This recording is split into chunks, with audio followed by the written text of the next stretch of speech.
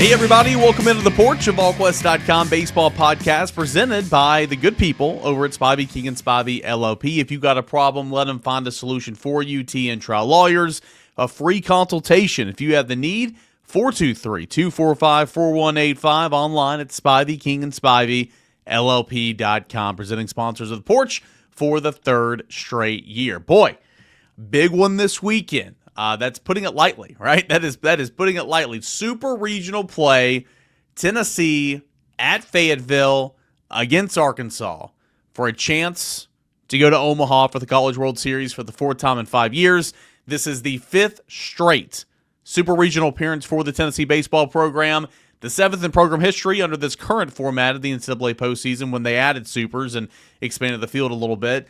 Man, what a weekend upcoming, and there's tons of storylines. These two teams squared off about a month ago to end the regular season. These are arguably two of the best teams remaining in the field, talented teams in the field. You've got Dave Van Horn against Tony Vitello. Again, you've got two Golden Spikes Award finalists, and of course Liam Doyle and the shortstop for Arkansas, Vahiva Aloy. Storylines galore, but at the end of the day, it is, again, what I just said, 2 wins to Omaha, 2 wins to the promised land and the greatest show on dirt, but easier said than done. This is a very, very talented Arkansas ball club, as you very well know, and we're going to kind of look into the makings of this team and kind of where they've been since this the last regular season series about a month ago, and kind of lay out some groundwork for what's going to happen this weekend. Charlie Taylor, former Tennessee catcher, going to join the show coming up in about 15 to 20 minutes. We'll look back on the regional wins. We'll look ahead to Arkansas, the differences from regional mindset to to a super regional mindset. We'll touch on the Cannon Peebles ejection and subsequent suspension for Game 1. All that and more coming up here over the next little bit on the Porch. Let's start there. Let's start with Cannon Peebles, just because it's a little note, but it's a little note that packs a punch, I guess is what I'm trying to say. Little note in terms of we don't have to take a lot to talk about this, but as you very well know, home plate umpire Casey Moser the other night in the bottom of the 8th inning of a 10-5 ball game, Tennessee leading Wake Forest in the regional final. Catcher says something to Cannon after a strikeout. Cannon says something to the catcher. Turning around, walking back to the dugout, and home plate umpire makes it about himself and the ump show, right? Because that's what we paid for, price of admission the other night, and it was long before this ejection. And he kicks out Cannon Peebles, even though Cannon Peebles didn't start the exchange, even though it was the bottom of the 8th inning of a 10-5 ball game. Just incredible. Tony Vitello said it was foolish for Cannon to do that. I mean, I agree with him. You got to be able to control. Your emotions and all that, but nonetheless. Tony Vitello has also said in weeks past that when you're between the lines, those players deserve the right to talk a little bit because they're out there, performing at the highest levels and the adrenaline's pumping and all that. But what a silly ejection, in my opinion. What a just bush league, if I'm being completely honest. And again, I'm not one to ever kind of go cry ref, but goodness gracious, I thought that was an absolute pathetic display of power by the home plate umpire. I thought it was absolutely pathetic. But what this means is Cannon Peebles, of course, is not eligible to play Game 1 of Supers. And that's something because, of course, he does such a great job controlling the staff. He's Tennessee's catcher. He's been swinging a really, really good bat in the bottom third of the order here lately. Tennessee's going to have to overcome. It's going to be Stone Lawless. Stone Lawless is going to catch. He'll probably be hitting 8th, I would imagine, in the Tennessee's lineup right in front of Manny Marin in Game 1. So Tennessee's going to have to overcome that. Stone Lawless has played in plenty of SEC games this year. This is not like you're putting my co-host Charlie Taylor into the ball game like in the 2022 opening game in regional play. It's a little bit different. It's also just for one game as well. So that's kind of where we are right now. It's unfortunate, but Cannon's going to have to sit out one game and then come back in Game 2 and hope that you're either punching your ticket to Omaha or helping Tennessee win a Game 2 to force a Game 3, and we'll see what happens. But I thought that was just such a lame display of power the other night, just ridiculous. And he was really, really bad. It was far before that ejection from Cannon Peebles in the 8th inning. So that's one note. Let's get to Arkansas real quick a little bit. Of course, Arkansas you look at kind of what they've done since that series against Tennessee. Tennessee won the opening game at Arkansas Thursday, May 5th, 10-7. Tennessee dropped the Friday game 8-6 and dropped the Saturday game in the regular season finale 8-4. Arkansas outscored Tennessee 23-20 overall on the weekend. So hitting was not an issue for Tennessee. Offense was not an issue for Tennessee. It was the arms a little bit. SEC tournament, Arkansas went one and done to Ole Miss. In the Friday contest, 5-2 was a loss, and then in regional play, took down North Dakota State 6-2 on Friday, and then swept Creighton on Saturday and Sunday for the regional championship, 12-1 on Saturday, and then 8-3 on Sunday. Again, wasn't really challenged much, was Arkansas in the Fayetteville Regional, and now going to play host to Tennessee. Arkansas, the number 3 overall national seed. Tennessee, the number 14 overall national seed. And Arkansas went with Aiden Jimenez, who actually started one of those games against Tennessee. Bullpen arm. His first start of the season was against Tennessee in one of those games to end the regular season. And then they started him on that Friday night against the number 4 seed North Dakota State. And then they went Zach Root in Game 2, Gage Wood in Game 3. So I would assume, again, I'm recording this before we get the official starting pitching plan for both teams, but should be Zach Root for Arkansas on Saturday, should be Gage Wood on Sunday, and then kind of a TBD situation for Game 3 if needed. And again, I'm recording this before, we're going to get word about what Tennessee's going to do, because I need to get this podcast out there, based on where we are on Friday. I need to get this out there. I will say, and we'll talk more about Arkansas here in a moment, but I will say there is some rumblings that Tennessee will go Marcus Phillips on Saturday and then Liam Doyle on Sunday. I haven't heard anything definite at the time of this podcast. And by the time you guys are listening to this, we'll probably already have it out there, what the plan is. But, last week, Tony Vitello was non-committal, but I don't want to say he was non-committal. He didn't give a definite answer, but he kind of showed his hands a little bit and said, we're probably going to go with Liam Doyle on Friday, Marcus Phillips on Saturday, just as we have all season long.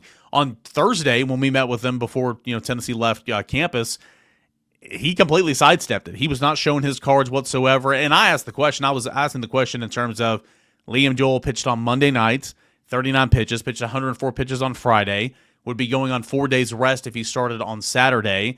Obviously, you've talked about it, but have you given any thought on, is it going to be Liam on Saturday, Marcus on Sunday, or vice versa, or whatever? And he said, yeah, we thought about it, just practice here, going to go up, talk about it over. By the time we go home on Thursday night, they hope to have a plan. We were hoping to hear something Thursday night, but we haven't, and still haven't to the time of this recording. But hearing some rumblings a little bit that it's Marcus Phillips. And if it's Marcus Phillips, I don't hate it. Marcus Phillips did lead Tennessee in the series against Arkansas, back to end the regular season, and then it was Liam Doyle in Game 2. You have a chance if you win that opener, Liam Doyle can punch your ticket to Omaha. There's an opportunity, too, if you drop the opener under this scenario, that Liam Doyle can save your season. So I don't hate this whatsoever. And Marcus is pitching pretty well here lately and, pitched pretty well against Arkansas in his start a month ago. So we'll see exactly what's going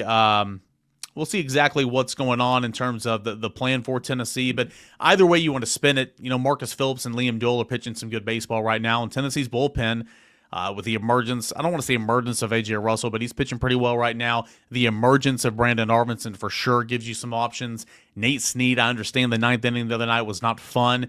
Nate Snead is pitching better. Braden Krenzel looked really, really good. Tanner Franklin gave you some good work the other day. You feel so much better about the bullpen right now, and of course Dylan Lloyd's going to pitch a ton, than you did a month ago. That is for sure. And so I've got more confidence now in Tennessee's staff than I ever have all season long.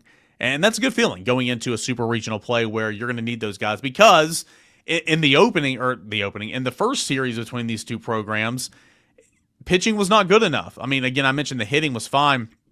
Pitching was not good enough. You had, in terms of on the mound, Arvinson had 2 appearances, pitched pretty well. A.J. Russell looked really good in his 2-inning appearance. Tony Vitello credits him for winning the game, coming in behind Marcus Phillips on that Thursday night. Tanner Franklin pitched an inning in the third and looked pretty good, so that's encouraging. Braden Krenzel gave up a couple of runs in his 2 2/3 innings of work.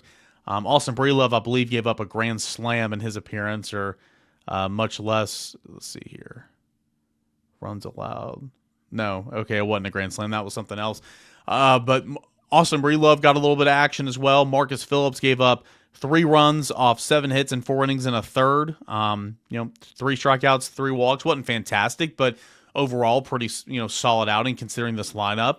Liam Joel did not have a good showing. He gave up 6 earned runs, 8 runs off 11 hits and 4 innings and 2/3. That's obviously going to be a big focal point for this series. Nate Snead did not have a good showing, 2 innings, 4 runs, 6 hits, and Tegan Kuhns did not have a good start when he started game 3. 5 earned runs off 3 hits and 2 innings pitched. But hitting, I mean, again, it was a really, really good series for Tennessee and offensively.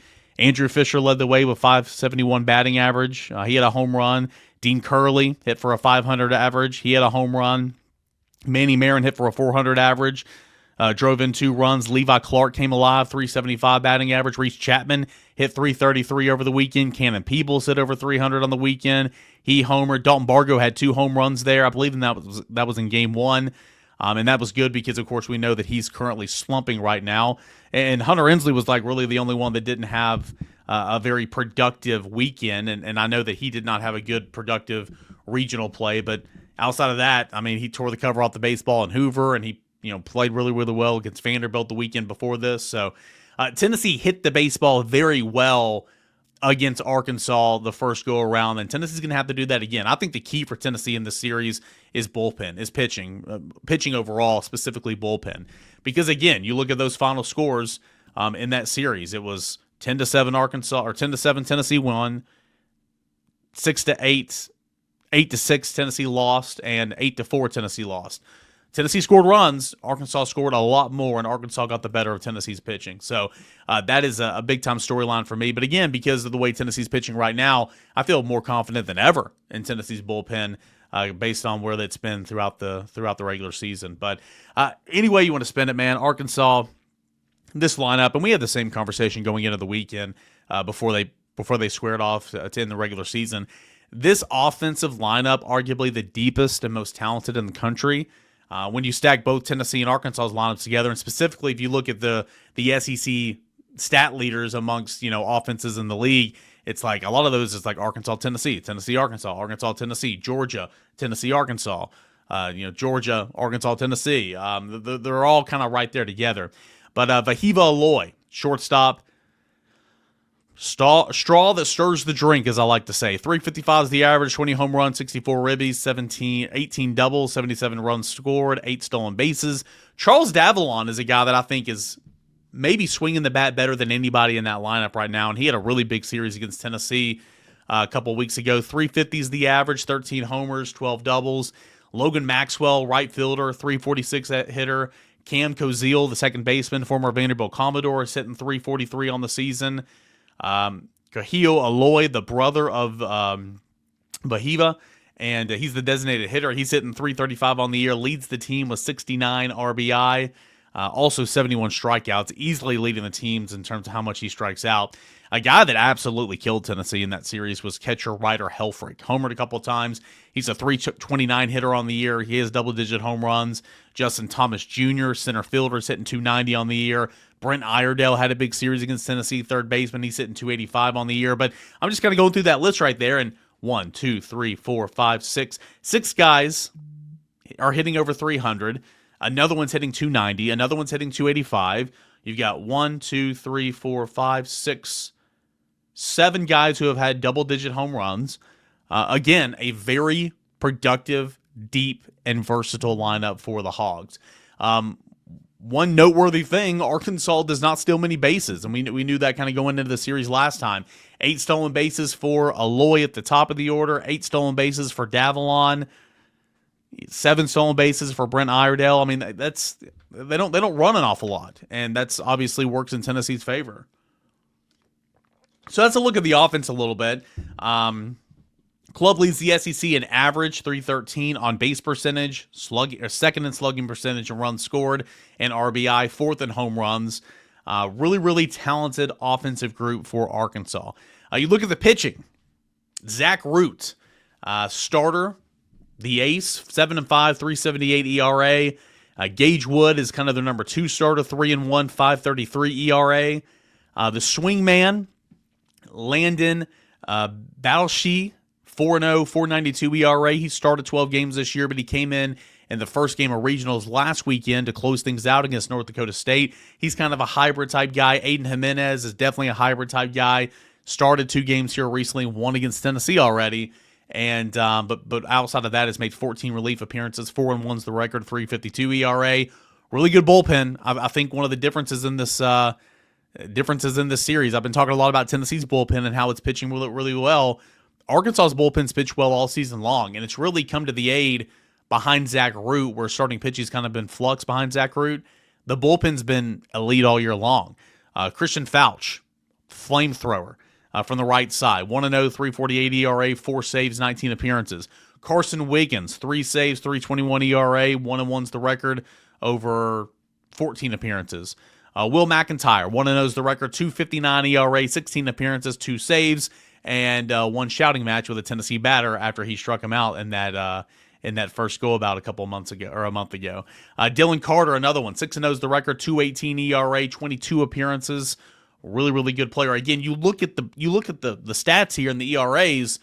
It's very, very impressive. Very, very deep for Arkansas, and so that is why it's been, arguably the best team in the country this year. Arguably one of the top teams in the country this year. So, talented team. I mean, nothing we haven't discussed already. Nothing we haven't seen already. These 2 teams have already squared off once for a weekend series, and so it's going to be a challenge for sure. And we'll see if Tennessee's up for the challenge. I would suspect that Tennessee is absolutely up for the challenge. So we'll see exactly later on as Friday goes along, what the starting pitching plan is for sure. Again, hearing rumblings that it could be Marcus Phillips to lead things off, and that would make sense. Again, Liam Joel, 2 outings last weekend, and he would be going on 4 days rest if he were to pitch on Saturday. So I see no issue in having him pitch on Sunday. Claiming the super regional win or keeping the season alive, that is not a bad scenario if you're Tennessee to turn to. And Marcus kind of led this team to battle the last time they were in Fayetteville. So, we'll see exactly what happens there. So, massive weekend coming up. And again, I thought Tony had an interesting comment. I know that it's been discussed on the board a little bit after the super regional win on Monday night. You can't expect dominance, right? But you want to respect consistency. And that is... Tony was like, SEC fan bases are spoiled, or he said something like SEC fan bases can't overreact or whatever, but this is an SEC fan base, so, we'll see what it is. Kind of like tongue-in-cheek comment, meaning he knows what this league is. He knows what the passion is. He knows what the fan bases are. He gets it. It's like he understands. But, what Tennessee has done really since COVID this season has been truly remarkable. Again, 3 out of the last 4 seasons, they've gone to Omaha for the College World Series. 5 straight super regional appearances. No other team in the country currently has streak more than 3. There's only a small handful of teams that in the history of super regional play has gone to 5 straight. I mean, it's been dominant. Tennessee won a national championship last year. Tennessee's won 2 conference titles, 2 tournament titles, a 15-1 record in regional play since the COVID season. I mean, it's the model of consistency. Nobody's done it better in college baseball than what Tony Vitello, his staff here at Tennessee have done. So, again, admiration, respect. Don't take it for granted. I mean, what you're seeing right now is just an unprecedented run. Brent Hubbs called it on the Tuesday podcast, just dumb. Or on the Thursday podcast, just dumb. And I couldn't agree more with that phrasing because you don't see this everywhere. It's truly remarkable, that is for sure. So, big matchup coming this weekend. We're going to be down there. Looking forward to that. Looking forward to going to Baum-Walker Stadium. I've never been, so super thrilled to check off that experience and that ballpark and all that off my bucket list. Hopefully it's 2 Tennessee wins and we come back and get ready for a trip to Omaha for another time. We'll see what happens. Charlie Taylor coming up here in just a couple of minutes, but I do want to look at Tennessee's portal situation just real quick. So Tennessee on Thursday evening, landed a commit from Bo Rudy. The baseball portal is so much different than that of the football portal or basketball portal. It is fast-moving. It changes by the minute, just like all the other portals, but how it's handled, how everything goes about, like the business and everything, like it can be a long, drawn-out process, or it can be the snap of the fingers and it's done. And Bo Rudy was kind of one of those to the latter, like snap of the fingers and it was done. Really, really good, intriguing prospect, throwing from the right side, coming from Kennesaw State. He is the 3rd transfer portal commit now officially in the class, joining fellow right-handed pitchers Clay Edmondson, of UNC Asheville, and Mason Estrada from MIT. Edmondson's a grad transfer. Mason Estrada coming from Division III, so he was able to, enter the transfer portal and all that before the Division I portal opened officially. But Rudy, in 2 years at Kennesaw State, coming out of the bullpen, 2-0 record this past year, 3.16 ERA in 37 innings on the mound, struck out 44, walked 5, 21 appearances. Opponents were hitting .212 against him. 7 of his 13 earned runs on the year came in just 2 games. That was against West Virginia and West Georgia. First team All-Conference USA as a freshman, as a sophomore. 0.51 ERA, 17 innings and 2/3 in league contest. That is an outstanding number. He's compiled a 6-1 record, a 2.97 ERA with 11 saves over 72 innings and 2/3 in 2 seasons at Kennesaw State. As a freshman, 2.78 ERA, 4.1 the record, 19 appearances and 2 starts, 35 innings and 2/3, 35 strikeouts, 14 walks. So he went from 14 walks in 35 innings and 2/3 as a freshman to 5 walks in 37 innings as a sophomore. So control, really, really good. 190 was the batting average against as a freshman, and he was a first-team All-Atlantic Sun hurler before they moved to the Conference USA. So really, really good player. 6'4", 255. He attended Gordon Lee High School in North Georgia. It was in the Chattanooga Times free press coverage area where he was best of preps in 21, 22, and 23. He was a top 400 player by perfect game coming out in the class of 2023. He also he throws a fastball slider mix. It's got a big old whiff rate, which is good, low to mid 90s with the velocity. Tanner Franklin, former teammate of him, of course, coming over from Kennesaw State as well. And this is the night him and Edmondson, Estrada, some of these other guys, big in terms of trying to replace a bullpen that Tennessee's set to lose. Nate Snead, AJ Russell, Tanner Franklin, Brandon Arbinson to the draft this year, right? And so Tennessee's trying to replace those guys. Again, you've got Rudy that joins Mason Estrada and Clay Edmondson as the 3 transfer portal additions so far. Tennessee's added a couple of junior college players in recent weeks. Matt Barr from Sunny Niagara, the right-handed pitcher, big-time draft risk. And then the other day, Tennessee added Tyler Myatt, East Tennessee guy, Claiborne County High School, Tazewell, Tennessee, Triple Crown Award winner. Broke that down, caught up with him, wrote a story on that, have a story just about all the things he accomplished in 2020 this past season, with Walther State winning the Triple Crown. Was not ranked coming out of high school, wound up at junior college at Walther State, redshirted, and then this past year won the Triple Crown, leading all of junior college baseball in home runs, hits, and home runs, RBI, and average, and broke a couple of Walther State school records along the way, and that is a very good baseball program. So Tennessee's been busy lately, and if you remember a couple weeks ago, Tennessee got a late add to the 2025 recruiting class, and Trent Grindlinger, catcher, and again, he's like a top 30 player in the country, but he wants to be in school. So unless that number is just overwhelming in the draft that he can't say no to, I would expect him to be here on campus, at least right now. So far, at the time of this recording, Tennessee's only lost 3 players to the transfer portal. Infielder Jack Jones, infielder Robinson Martin, and left-handed pitcher Bryson Thacker. Jones and Martin were not on the active roster this year. Thacker was. No runs in 4 innings and a third, 5 games, 5 appearances. Best of luck to Bryson Thacker, but none of those guys really played a role for Tennessee this year. There will be more. Okay, there will be more for sure. But right now the focus, of course, is on Fayetteville, Arkansas, and the super regional play. So also Tennessee did host, real quick before I shift gears, Tennessee did host Henry Ford from Virginia earlier this week. Outfielder, first baseman, right fielder, first baseman, 3-time freshman All-American in 2024. He was second-team All-ACC this past spring.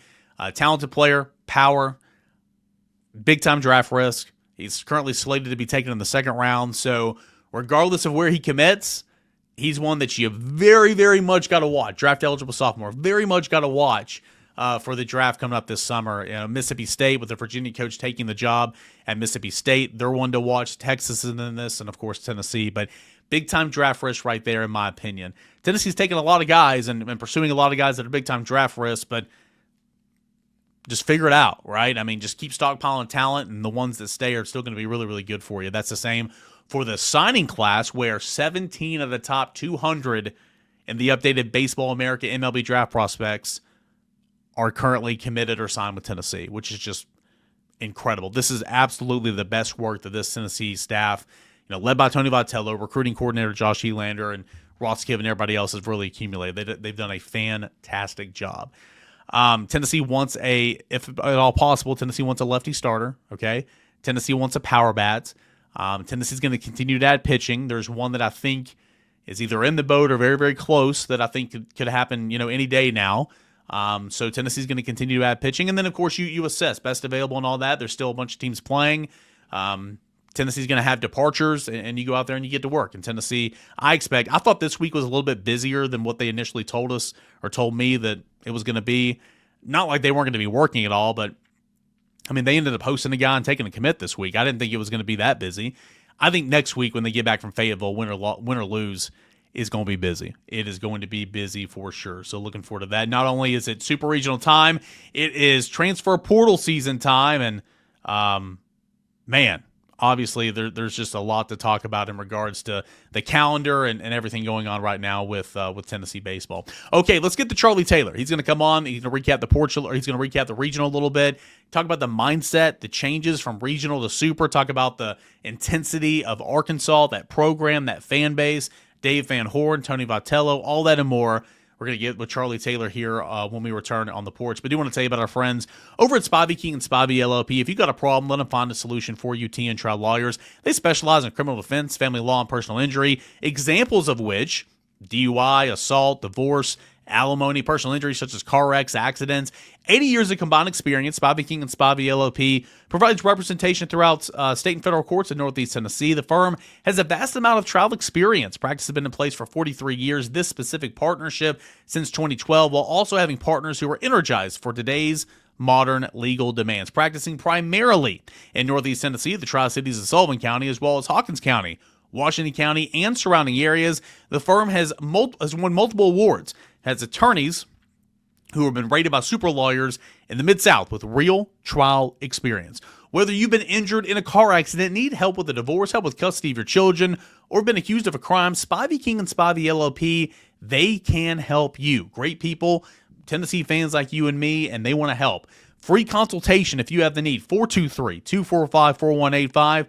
423-245-4185. Go check them out online at SpiveyKingandSpiveyLLP.com. Spivey, King and Spivey.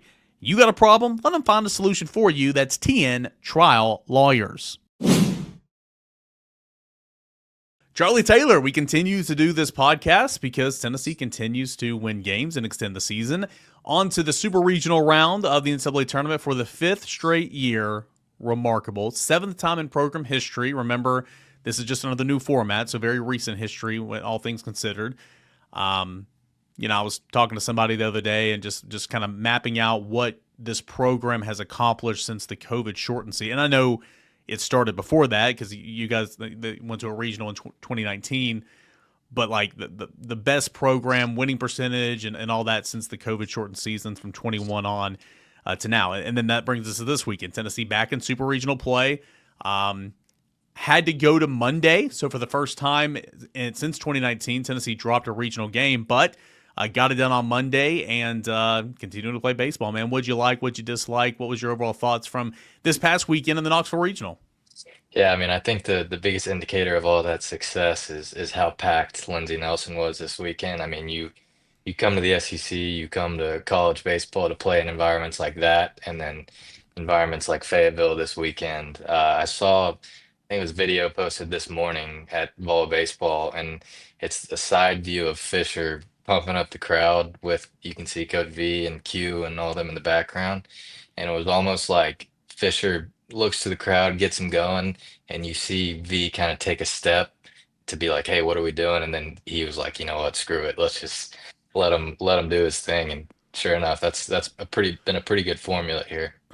I mean, I've covered several just all-time competitors, over the last recent year. I haven't covered Tennessee baseball very long in the grand scheme of things, but in my years of covering it, I wasn't full-time in 2022, but obviously there were some competitors there, 23, 24, Semo, Burke, Doe, Chase Burns when he was here, Beam. I mean, the list goes on and on and on. And then, of course, this year, like I'm not trying to rank or try to pin this player against this player, but like Andrew Fisher, in terms of calling your shot, like he pretty much had a message for the Lindsey Nelson Stadium crowd, from I guess it was Saturday night on into Sunday or Sunday night on into Monday. And like it wasn't anything bad. It was just like, hey, we need you. Like it's gotta be loud. It's gotta be the best it's ever been. Like we work so hard. This is it. Like we need you. He challenged them. And then for him to back up that challenge, saying, I'm asking you to do something, I'm gonna do my part. I'm just sitting here, I'm like, dang man, like that is really, really cool. And then now it was also a 7-run fourth inning on Monday. Manny Marin hit his third home run of the year, 2 batters prior. It was a 3-run shot. It was massive. It was also an exciting inning, but he loses his mind rounding the bases. And I just thought that was so cool because, again, he challenged the fans. They did their part. He did his part. And, I mean, there's more to it, but Tennessee won a regional final game. I thought that was awesome. Yeah, that whole inning was awesome. I mean, Manny goes from the bunt, the AB before to the backside bomb, next AB, and then Fish. The amount of confidence you have to pull that off is ridiculous. So that's just that's the guy you want on your side in any type of important game, especially postseason baseball. Yeah, it was really, really cool. And seeing what Liam Doyle did, and you and I, you said it several times on this show, week after week. What more can we say? But I mean, you played in an era of, and it's not just baseball, but it's football, basketball, it's everything now. But you played in the era of the NIL, and when guys want to come and transfer in, and you want money or to retain your roster, you got to have money and all that. You have agents involved, you have families involved, and you know, I'm not I'm not pinning this on anybody because everybody's situation is different and there's a pro career there. But you take a guy with like Liam Doyle, he's going to be a top 10 pick no matter what. Okay, maybe even top 5. If you win this game on Monday, you've got to pitch again the next week. I mean, your whole schedule's thrown off a little bit. In the era that we're in now, and I know Griffin Merritt tweeted about it, there's been some other tweets, but it was just so cool to see. I mean, he basically went and demanded the baseball from Vitello. Vitello said Sunday night, like, I've already got a bunch of guys in my ear that want the ball. And then, the follow-up question was like, who are some of those guys in your ear? And he kind of pointed over there to Fisher. The Fisher said his idiot buddy, the lefty. But a guy that, has, from a personal standpoint, nothing to gain. But from a team standpoint, he wants to win. That's why he came to Tennessee. That's why he said he wanted to come here. He wanted to win. He wanted to do anything he could to help his team win. You saw that on Monday. You saw Blake Morningstar of Wake Forest also do the same thing for the Demon Deacons. That was just really, really cool. And again, I know there's other situations every year, different programs and everything, but seeing a guy like Liam Doyle say, I don't give a crap. Like, 3-run lead, let's protect this sucker. Let me get 7 outs. Let's go to supers. I thought that was awesome. Yeah, I mean, and the staff is not going to hit on every single recruit that they try and go after, but I think that's a characteristic of guys. The most important characteristic when they're recruiting is that competitiveness. Somebody that would want to do that. To do what Liam did this weekend, not to take anything away from him, because that was an unbelievable effort. And speaking of draft stock, if I'm an MLB scout and I see him come out and do that on what was it, 2 days rest. If there's any kind of tiebreaker between him and another prospect in a few months here, it's an easy tiebreak for me after watching that.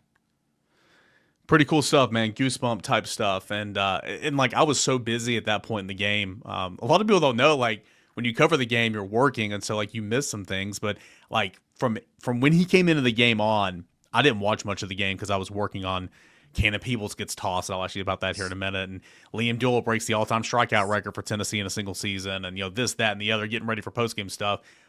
I didn't realize, man, until it was all said and done, like, he faced 7 batters, retired all 7 of them, 5 via strikeout. It was over. I mean, it was completely over when he entered the game. I mean, you faced off against guys like that before on opposing teams. I mean, it's got to be if you're Wake Forest, it has got to be a daunting feeling seeing 12 down there warm up in the bullpen and then seeing him get the call, and you're like, oh, man, down Yeah, 3 runs. Feels like we're down 13 runs right now with that guy on the mound. yeah. I was texting Blake Burke on the side, and I think later, one of the last hitters, he might have thrown the slider cutter thing.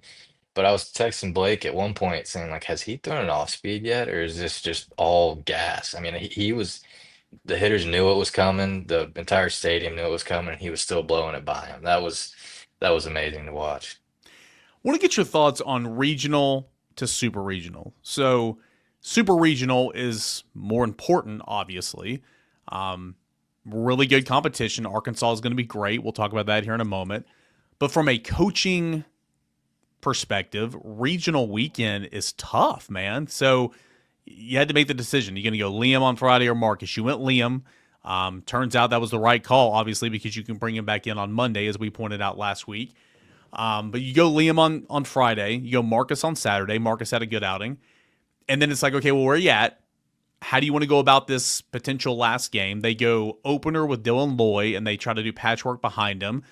Get the ball to Brandon Arvinson, who had another really good outing despite giving up some runs.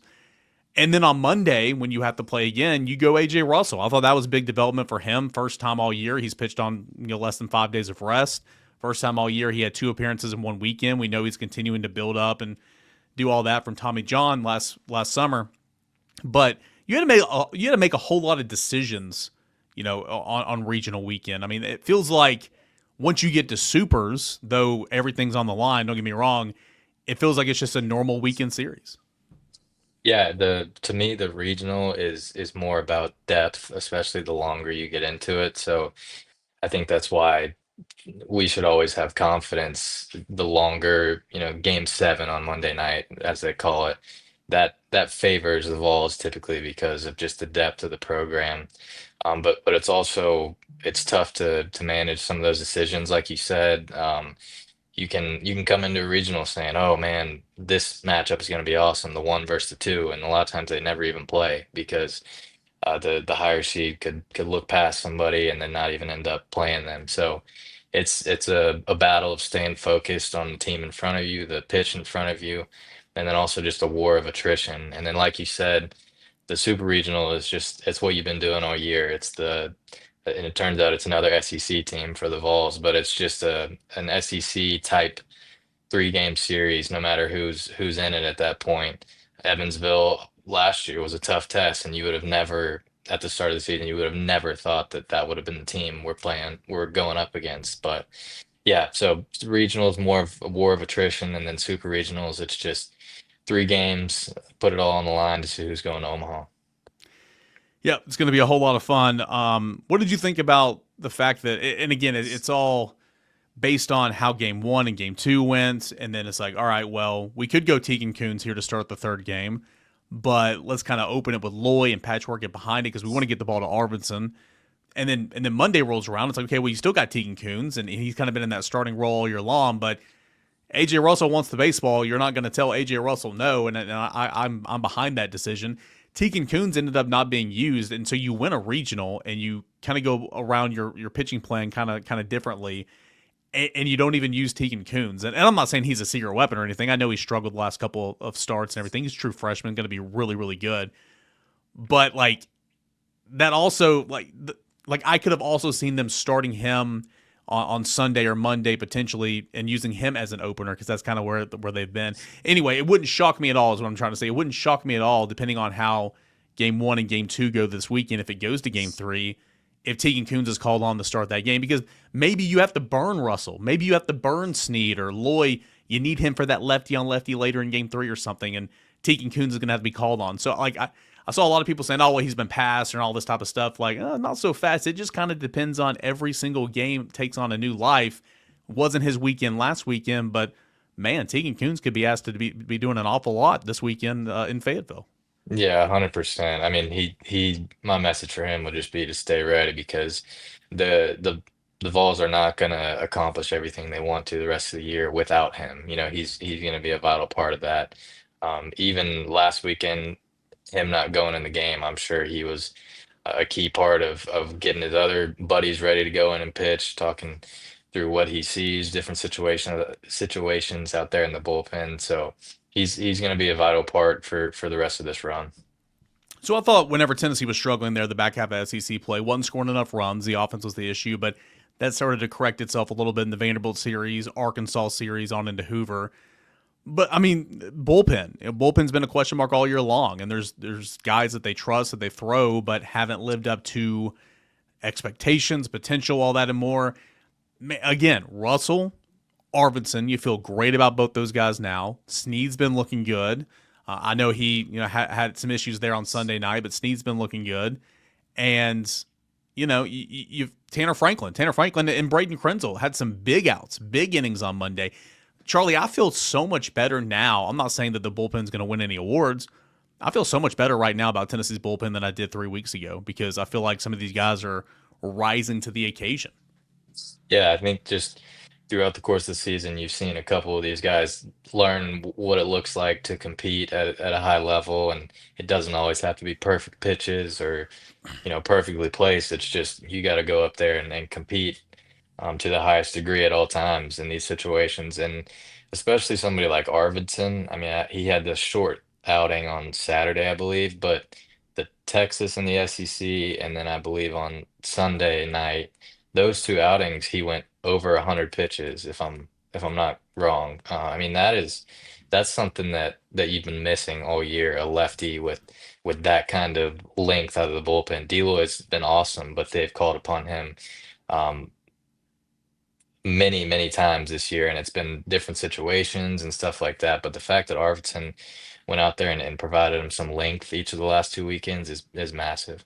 Yeah, that's the reason why he's going to be drafted. Reason why he had some draft, buzz last year and everything. He's a lefty that can throw in the 90s and a guy that can give you length or, specialist capabilities, bridge. I mean, he did kind of every role for Tennessee so far this year, and now he's kind of, doesn't possess the same stuff. It's different, but kind of like you look at a Nate Snead, an A.J. Russell now, and Arvidsson. Those three guys, you can pretty much give them the ball and say, hey, man, we need you to get 3 innings. Hey, man, we need you to get 6 outs. Hey, man, we need you to get this out. Like, it's the versatility in that bullpen right now is awesome. So that's good to see. Question for you.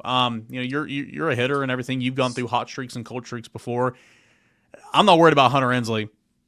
Is what it is, man. Reese didn't have the best weekend, though he was 2 of 13, drove in 5 runs. Like, some of his hits or at-bats were big for Tennessee. The RBI ground out, check swing single that scored a run the other day, sac fly. He had the home run in game 1, but he was only 2 of 13. Dalton Bargo was 1 of 16. That middle of the order's got to get going. Dean was really good in the 5-hole, but that middle of the order's got to get going for Tennessee. How do you get guys like Dalton Bargo, which Tony's going to ride or die? I mean, this is his lineup. This is what it is. How do you get guys like Dalton Bargo to kind of get it going, knowing that baseball is a game of streaks. You go through hot streaks and cold streaks.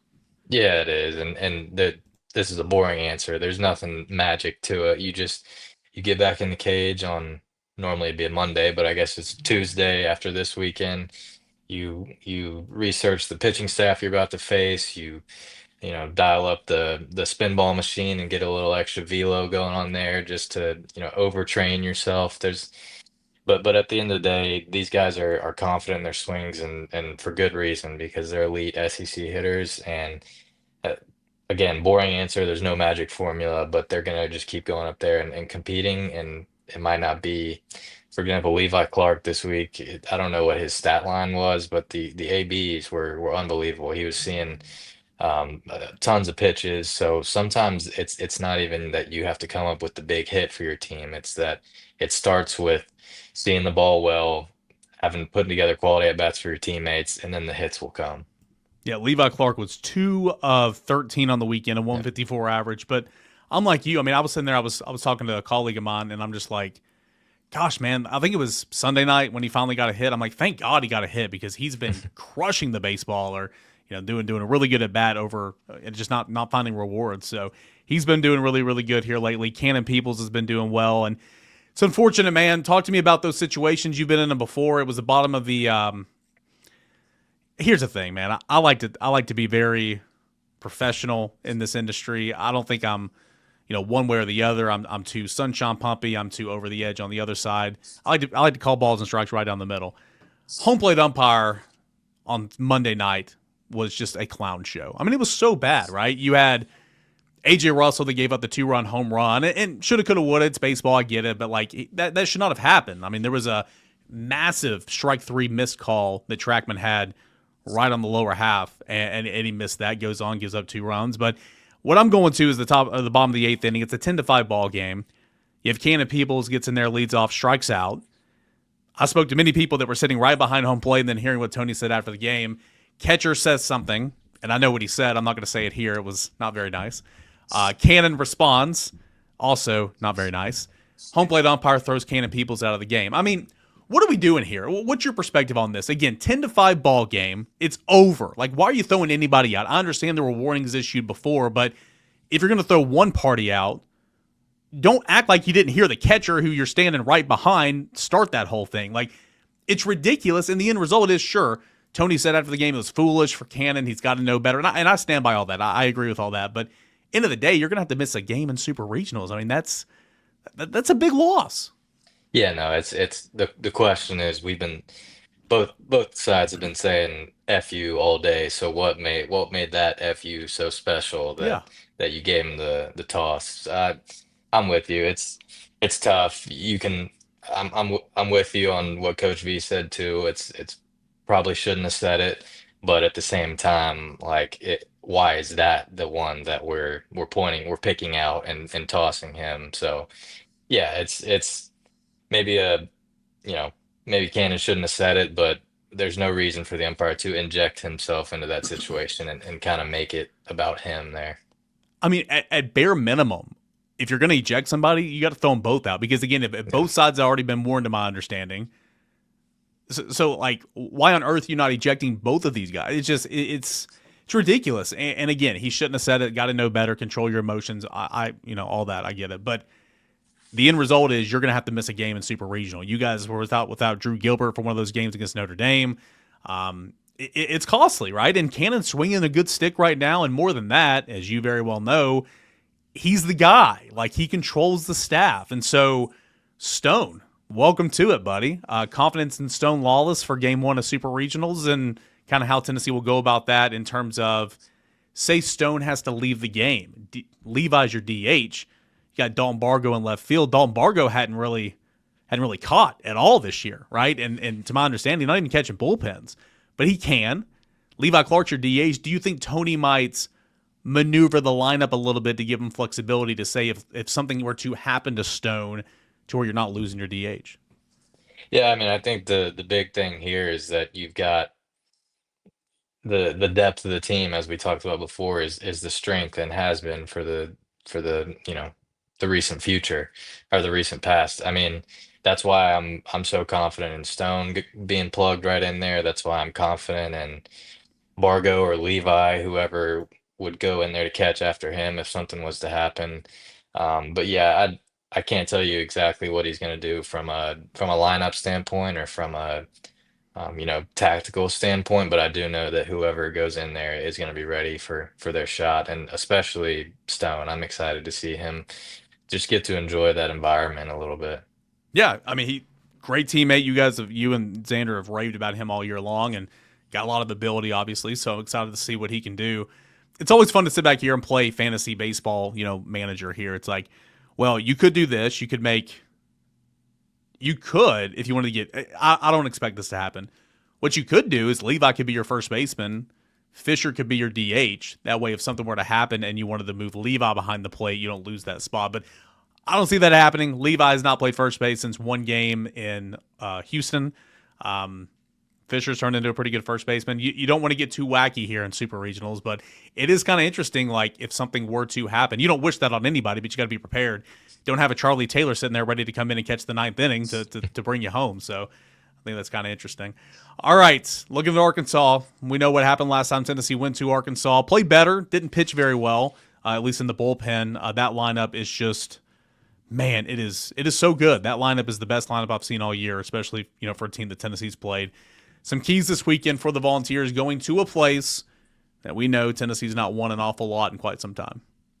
Yeah, I mean, I think both teams are pretty similar from a talent standpoint. I think if you just zoom out, regardless of record, do you look at all the teams in the country, you're incorrect if you don't have both these teams in your top five just based off of talent and pure ability.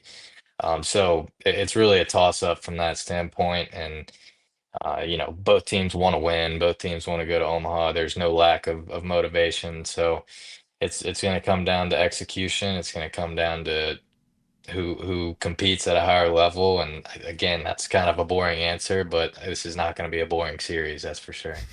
I love that. Boring answer, not going to be a boring series. I think we can take that to the bank. I've asked you this. I've asked you and Xander this several times. Xander was talking about before the LSU series how, they'd make sure nobody's looking, but him and Kirby would be down there just kind of like toe tapping, whatever they're, calling Baton Rouge and all that. But what about calling the Hogs here?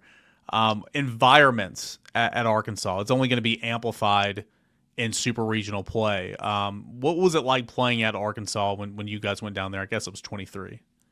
Yeah, I mean the home environment, as we saw this weekend, can be a great addition to what you're doing on the field. They can almost will you to victory, but in the same token, the motivation of silencing the opposing crowd when you're on the road, that's a real thing too. So they're going to be behind their team. There's no doubt about that. They'll be calling the Hogs. But again, there's going down to Southern Miss or any of these going to Clemson, winning that regional, that's almost just as sweet as winning at home. Tennessee and Arkansas, super regional play this weekend down in Fayetteville. 2 wins away from Omaha. I got a final question here. And I know players don't necessarily think about this stuff, or maybe you do in the back of your mind. You can let me know. But like everybody's going to be amped up. There'll be some butterflies. The juices will be flowing, ready to roll. But like from an outsider fan / media perspective, look at Arkansas, man. I mean, Arkansas, I feel like a lot of pressure is on Arkansas this weekend. And in turn, Tennessee can just go and play free, right? Do you look into any of that as a player in the dugout? Do you feel any of that? Because like on the outside, it's like, I mean, I'm not saying all the pressure's on Arkansas, but we know some of those postseason losses at home, not getting to Omaha, failing to get out of your regional the last 2 years. Outside noise that's pretty loud. How loud is that on the inside? Definitely not as loud. I mean, it's a fun thing for the media to talk about and to pull back the clip of Coach V and Coach Van Horn going at it a few years ago. Which they're like This best friends, so that's so Yeah, they're funny. cool. They're cool. So it's less, and these teams are different too. A lot of the casts have changed over the last few years. So it's both teams are new groups that still writing, they're each of their respective stories. But yeah, I mean, y- you're not human if you're on Arkansas and you draw Tennessee and you're like, man, what do we got to do to? It's a pretty tough draw, but then at the same time, you're thinking, hell yeah, this is why you come to play college baseball. I want the best competition there is, and that's what you're gonna get. So, um, yeah, I mean, you hear the storylines, you're aware of them, but I don't think it plays any huge factor in the outcome of the series. Yep, NCAA seeded it this way, but I don't think the NCAA had 7 of the top 16 seeds not making it out of their own regional, and a couple of SEC teams dropping the ball. You would love for both of these programs, these college baseball staples, these fan bases to be in Omaha, but only one's going to go. So it should be an awesome weekend. Charlie, as always, man, thanks so much. Looking forward to talking with you next week and potentially Tennessee going back to Omaha for the 4th time in 5 years. Wouldn't that be something? That would be something. Great stuff as always there from Charlie Taylor joining us here on the porch to get you set for super regional play. Tennessee at Arkansas. Man, some are saying this will be the biggest sporting event, sporting weekend on the campus of Arkansas in a couple of decades. I expect it to be loud, to be ruckus, to be busy. I can't wait to get down there, but I can't wait to see some good baseball between some two really good baseball programs. And many are saying you can never just discount anybody in the College World Series field, but many are saying the winner of this super, whew, well, man, you got a really good path to winning a championship. So we'll see what happens. We're going to be down there bringing you coverage all weekend long. Tennessee at Arkansas for super regional play. Can't wait to see what happens. Game 1 coming up on Saturday, 5 o'clock Eastern time. Game 2 Sunday at 2 o'clock Eastern time, 3 o'clock Eastern time or something, and then Monday is to be announced if needed. But hey, don't leave Monday if Tennessee handles some business and takes games 1 and 2. We're going to have coverage for you all weekend long down in Fayetteville for the Super Regional. Big thanks to Spivey King and Spivey LLP for being a part of the show and being the presenting sponsor of this show all baseball season long. If you have a need, a free consultation, 423-245-4185, 423-245-4185. You can check them out online at SpiveyKingandSpiveyLLP.com. If you have a problem, let them find a solution for you. That is TN Trout Lawyers. Thank you so much for being here and listening to us here on the porch. Big weekend coming up. We'll talk about it on the General's Quarters at Volquest.com.